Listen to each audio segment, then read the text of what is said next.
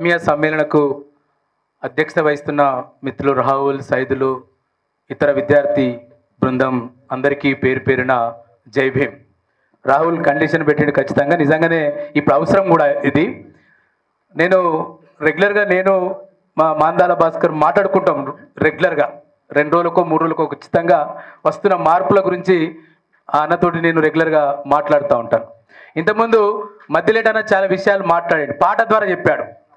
ఇవాళ ఈ కమ్యూనిటీ ఇవాళ మాలల్లో కమ్యూనిటీ, మనం బయట ఒక పెద్ద ప్రచారం ఉంది, ఇది చైతన్యవంతమైన కమ్యూనిటీ, ఇది ప్రతి ఇంట్లో ఒక నాయకుడు ఉన్న కమ్యూనిటీ, ఊరూరికి నాయకుడు, ఇంటింట్లో 2-3 నాయకులు అని చెప్పుకుంటా. ఓకే, దీని అందరూ మనం అంగీకరిస్తాం, దీంట్లో తేడా ఏం లేదు.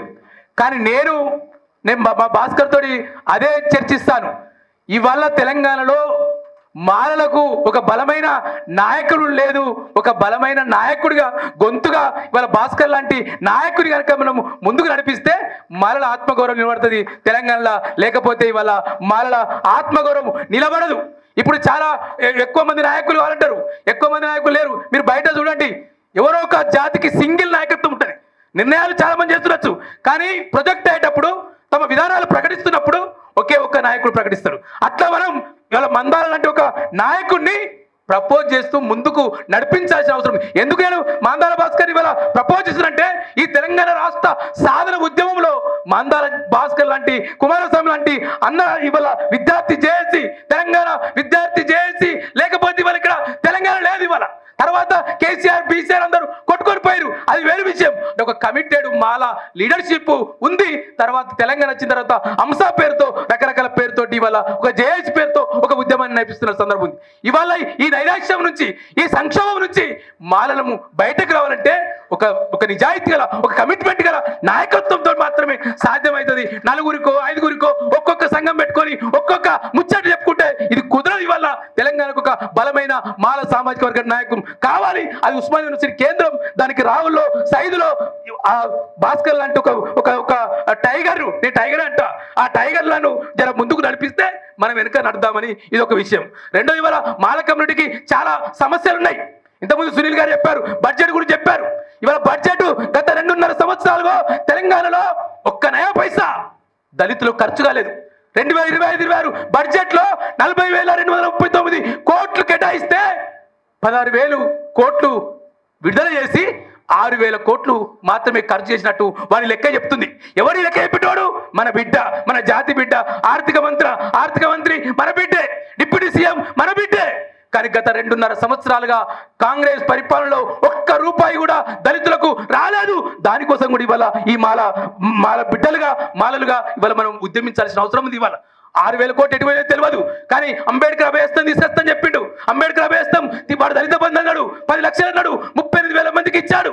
కానీ ఒక్కడి గుడి వల్ల దళిత బంధు స్థానంలో నేను అంబేద్కర్ అభయస్థం తీసుకొస్తాను చెప్పాడు, తీసుకురాలేదు. ఇవాళ విద్యార్థులకు స్కాలర్షిప్ లేదు, ఇవాళ విద్యార్థులకు ఫీజు రియంబర్స్మెంట్ లేదు. ఇవాళ ఇంకా ఇట్లా అనేక సమస్యలు. ఇలా పబ్లిక్ స్కూల్ చదువుతున్న మన పిల్లలకు 32 కోట్లు ప్రభుత్వం దగ్గర డబ్బులు దిక్కులేవా? 32 కోట్లు లేవు. ఇవాళ ఈ ఆర్థిక సంవత్సరం మొదలుగా పోతుంది, నోటిఫికేషన్ దిక్కులేదు. దానికోసం కూడా ఇవాళ మనం మాలలుగా, ఒక బిడ్డలుగా మనం మాట్లాడకపోతే, ప్రభుత్వం విధానాలను, దళిత వ్యతిరేక విధానాలను ప్రశ్నించకపోతే ఇవాళ మనం మరింత చచ్చిపడబోతాం, మరింత ఒక పక్షవాతం లాగా ఉన్న జాతిలాగా ఉంటాం. దాని నుంచి మనం ఇవాళ కళ్ళు తెరవాల్సిన అవసరం ఉంది. మేధావులు చాలా మంది ఉన్నారు, సూచనలు చేసే చాలా మంది ఉన్నారు, రాసేటోళ్ళు చాలా మంది ఉన్నారు, రాత్రులు చేస్తారు. కానీ ఒక బలమైన మాల నాయకత్వం ఇవాళ ఎదగాల్సిన అవసరం ఉంది. ప్రతి గ్రామంలో మీరు ఎక్కడన్నా ఉండి ఇవాళ నాయకత్వం లేని పరిస్థితి ఉంది. ఏ ఊర్లోకి పోయినా మాలలకు నాయకులని ఇవాళ అక్కడ పేదరికం ఉంది, అక్కడ భూమి లేదు, అక్కడ ఉపాధి రావట్లేదు, అక్కడ ఏ ఒక్క సంక్షేమ పథకం లేదు, యాక్షన్ ప్లాన్ లేదు, ఎస్సీ యాక్షన్ ప్లాన్. ఈ గత 2019 నుంచి ఇప్పటి వరకు ఎస్సీలకు ఒక సమయపాధి పథకాలు ఇవ్వట్లేదు. ఇవన్నీ మాలల విషయాలు కాదా? ఇవాళ మాలల విషయాలు కాదా? ఇవన్నీ మాలల విషయాలు కదా. ఇవన్నీ కూడా మాట్లాడు, రోస్టర్ పాయింట్తో పాటు ఇవన్నీ మాట్లాడి మాల జాతి వల్ల ఒక్క మాట మీద ఉంటాం. మేము బాబాసాహెబ్ బిడ్డలం అని చెప్పి చాటి తెలంగాణ చెప్పి ఇవాళ రేవంత్ రెడ్డి గుచ్చబోయించి వారి సంగతి తేల్చాలి. ఇవాళ రేపు అసెంబ్లీ రాబోతున్నప్పుడు, రేపు అసెంబ్లీలో మాలల రోస్టర్ పాయింట్ గురించి మాట్లాడుతావా లేదా? ఒక నిర్ణయం తీసుకుంటావా లేదా? ఒక జస్టిస్, ఒక సామాజిక సూత్రాన్ని నువ్వు పాటిస్తావా లేదా? మెజార్టీ ఉందని చెప్పి, ఇంకోటి ఉందని చెప్తే కుదరని వల్ల రేవంత్ రెడ్డి చెప్పాలి, మన ఎమ్మెల్యేలకు, మన మంత్రులకు చెప్పాలి. ఇప్పటికే నాగరాజు లాంటి ఎమ్మెల్యేలు పోయిన అసెంబ్లీ సమావేశాల్లో వాళ్ళని కన్విన్స్ చేయాలి. వివేకానంద లాంటి వాళ్ళతో ఇంకోటి కూర్చొని మాట్లాడి ఈ జాతి మీరు మాట్లాడకపోతే ఎవరు మాట్లాడతారు? మీరు బాబాసాహెబ్ బిడ్డలుగా రిజర్వేషన్ లో వచ్చి మీరు ఇవాళ ఎమ్మెల్యేలుగా మంత్రులుగా అయ్యారు కాబట్టి వాళ్ళ మీద ఒత్తిడి తీసుకురావాల్సిన అవసరం ఉంది. వాళ్ళ మీద ఒక స్నేహపూర్వకమైన ఒత్తిడి మనం మాత్రం తీసుకురావాలి. మనం తిడతాం ఆ భాష కాకుండా మన జాతి బిడ్డలు వాళ్ళ దగ్గరికి పోయి కూర్చొని వైస్ వివేకన్న, ఓ నాగరాజ్ సార్, ఓ సత్యం అన్న, తెలుసు మా సంగతి ఏంది, మన కులం ఎటుపోతుంది, మీరు మా ప్రతినిధులు కదా, మీరు బాబా ప్రతినిధులు అంటే కాంగ్రెస్ పార్టీ టికెట్ ఇవ్వచ్చు, కానీ బాబాసాహెబ్ ఇచ్చిన రిజర్వేషన్లు కదా నువ్వు ఎమ్మెల్యే గెలిచింది, కాబట్టి నువ్వు మంత్రిగా అయింది కూడా అదే కోటలు కదా, పైసలు పెట్టి మంత్రి తెచ్చుకోవచ్చు, కానీ అదే కోటల ఆ జాతి కోటలు నువ్వు అయినావు కదా, ఈ జాతికి అన్యాయం జరుగుతుంది మొత్తం ఇస్తానని చెప్పి వాళ్ళని ఒప్పించి అసెంబ్లీలో మాట్లాడాలి. మాట్లాడకపోతే వాళ్ళ ఇంటి కూడా ధర్నా చేయాలి. రకరకాల ఎత్తుగాలు ఉస్మానియా యూనివర్సిటీ విద్యార్థులు చేసిన ఎత్తుగాలు ఇంకెవరికి తెలియడా?